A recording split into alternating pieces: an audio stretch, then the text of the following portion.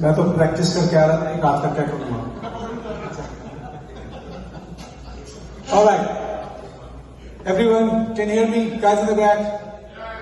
Great. So, legends of the 60s and 70s. If you swung for the fences, raise your hand. Legends? No one? Warriors of the 80s and 90s. If you've lived hugging the median, that's a concern. Y2K survivors and Gen Zers. If 1% battery is your definition of adrenaline rush, maybe it is a charger.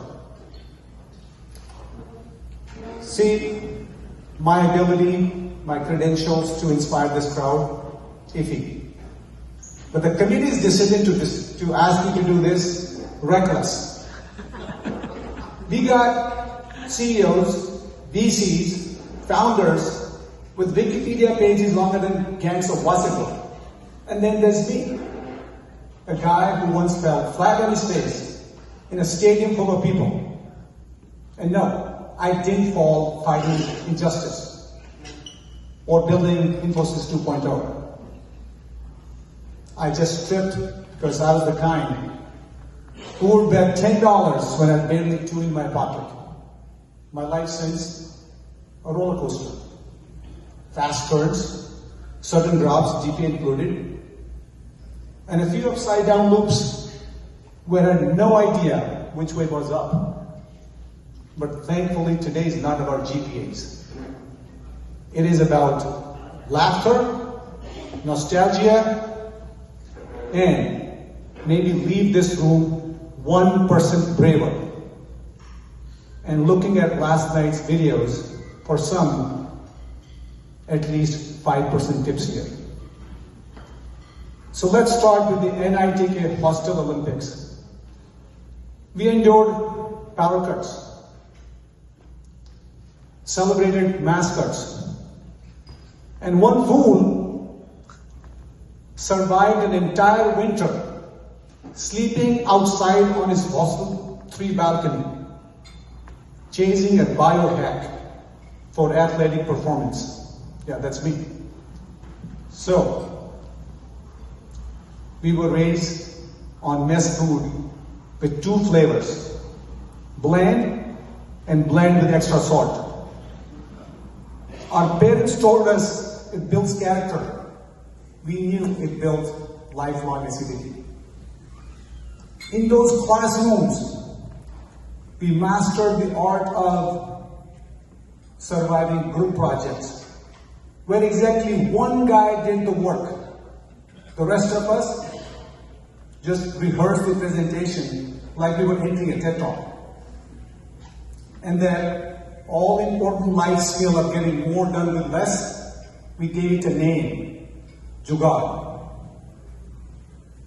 From the hostel common rooms to the Silicon Valley boardrooms, the land of Mahabharata never raised us to play it safe. So, let me share how this Jugaadi rolled the dice 5 times, Yudhishthir style. Some of those plays, they blew up so badly, I could smell the smoke for years. But every single burn was worth it. So here's play number 1. I skipped almost all of my first, third, fifth, and 7th semester exams. Obviously, I wasn't that smart, wasn't brilliant.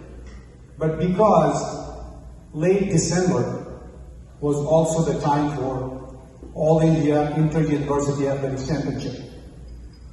Now, for the record, skipping one exam makes you a rebel. Skipping that many makes you an idiot with stamina.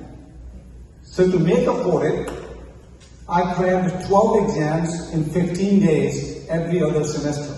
That's like riding the JEE on a loop with a hangover. So it turns out I survived mostly by showing up. And props to those geniuses who walked into an 8 a.m. final still smelling of old mud. You, my friends, were pioneers, early adopters of ethanol as fuel. It was your breakfast. What did we learn from that?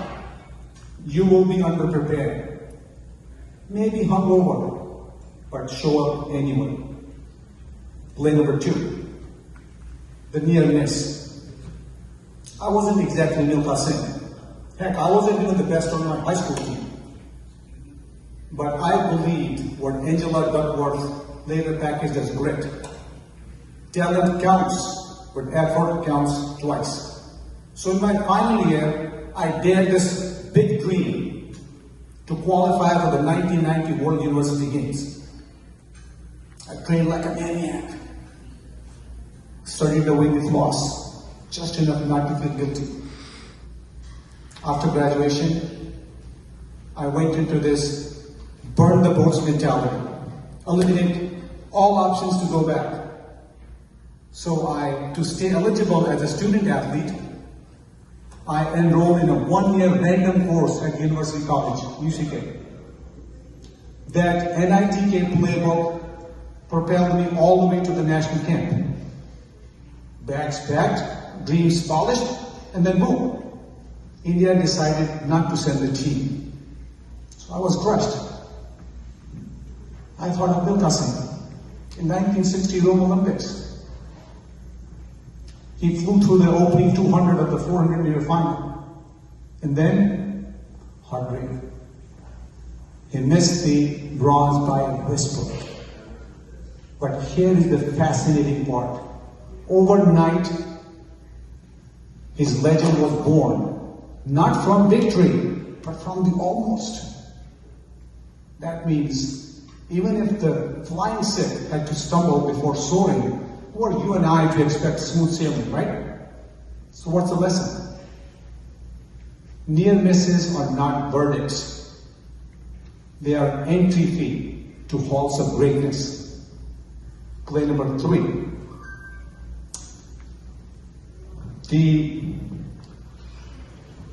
What was the play number 3? Okay, the Airbnb without the breakfast. So in 1991, I shocked myself by winning the national team tryouts in the 400-meter hurdles for the South Asian Games. But also, same year earlier, I had committed the sin of representing my own state of Haryana instead of Delhi, the power seat of athletics. So by winning the national tryouts, I kicked the door the hardest I could, but it just won't open.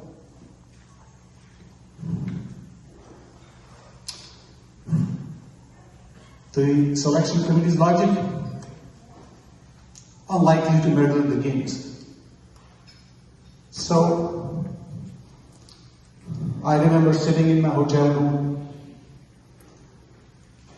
feeling the loneliest I've ever felt. For the first time in my life, effort meant nothing. I thought I quit. An hour earlier, I called up my parents. The games are live on TV. And now it was my father consoling me, just the way any father would. It's not the universe telling you not good enough. It's just politics saying not connected enough. See? Sometimes the medal you win is not around your neck. It is in your father's words. So that night, I promised myself, failure will not have the last word. So, I walked into the Sports Authority of India's office and begged to train with the team on my own expense, even if it meant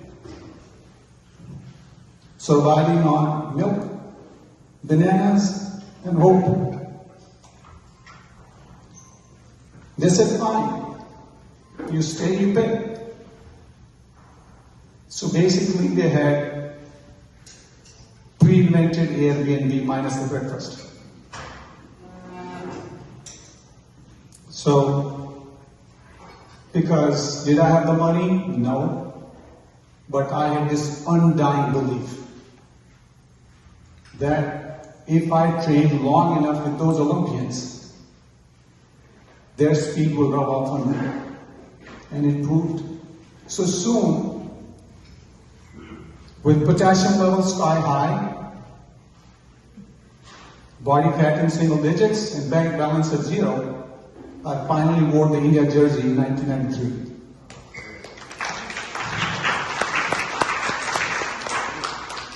So what do we learn from this? Dreams do not come with guarantees. Sometimes, rather, they come with invoices. Play number 4, the great golf gamble. Fast forward to the year 2007. I had a vision hit me. Was it brilliance? Was it heat stroke? I don't know, you guys decide. But I launched a junior golf league in India and opened a golf academy in a village on a 10-acre piece of land outside Panipat, Haryana.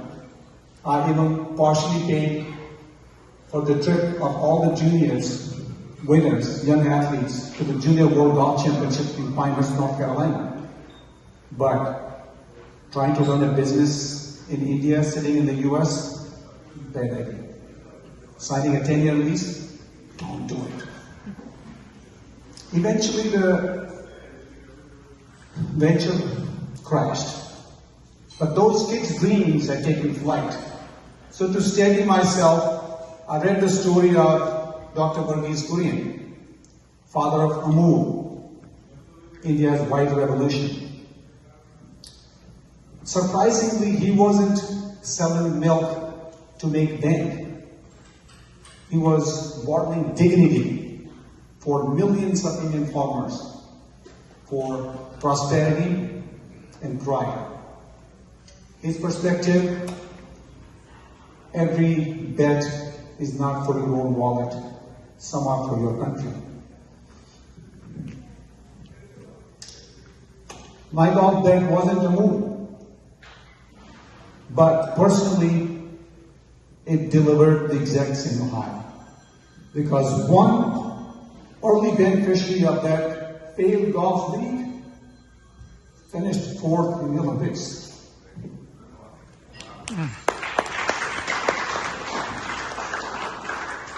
While another, the kid who took his first golf swing in that village, just punched his ticket to PGA Tour America.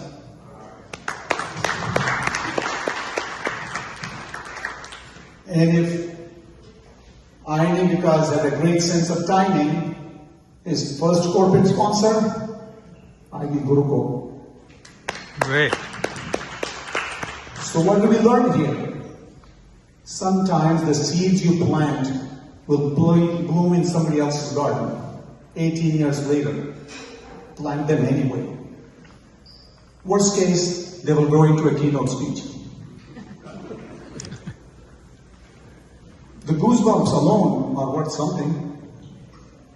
Play number 5. Now, I run IB Guruko, which suspiciously sounds like a yoga camp in an ivory tower, with kombucha on tap and all. In reality, just me, my laptop, and a self-sponsored lassi mug that says world's #1 dad, dress code, business casual from waist up, gym shorts from waist down, HR department, me arguing with myself, alternately Haryanvi and English.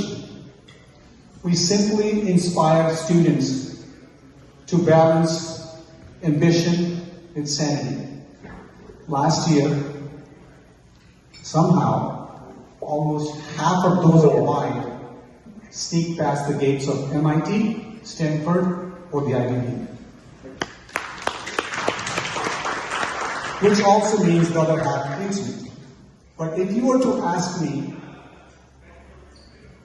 and this all planned out, no, I don't have a PhD. And certainly no vacuum of a Y Combinator. It's just thousands of hours of obsessively researching education and the lived experience of chasing dreams slightly out of reach. What drives me is a teenager who dares to say, I can. What drives me nuts? My wife. She conveniently ignores all the zeros and commas in the revenue just to be able to keep me on bananas and milk. So what do we learn from this one? The things that build you do not neatly fit on a transcript. So if you ever run into someone flexing their 4.0 GPA, just tell them relax, you peaked a little too early. So what's the alumni challenge today? How many still remember their roll number? See, muscle memory never fades. That number is burned into our soul. But that wasn't the challenge. That was just a pulse check. The real challenge is ditch the median and jump into your group shaper. Amitabh Bachchan had a string of a dozen failures before Gen Z. And then came the angry young man, a role that almost every top actor of the day had declined. Mr. Bachchan knew the risk, but he also knew that if he were to pull this off, this had the potential to rewrite his story. And if Old Monk ever taught us anything, hangovers fade, degrees gather dust, stories, they live forever. So, launch that startup, run that 5K, maybe bet on a kid back home and write the story you both get to tell. Because the world doesn't belong to the brilliant or the lucky. It belongs to those who walk into the Sports Authority of India's office, broke, bruised, uninvited, and still say, I know I don't belong here, but I will. Thank you.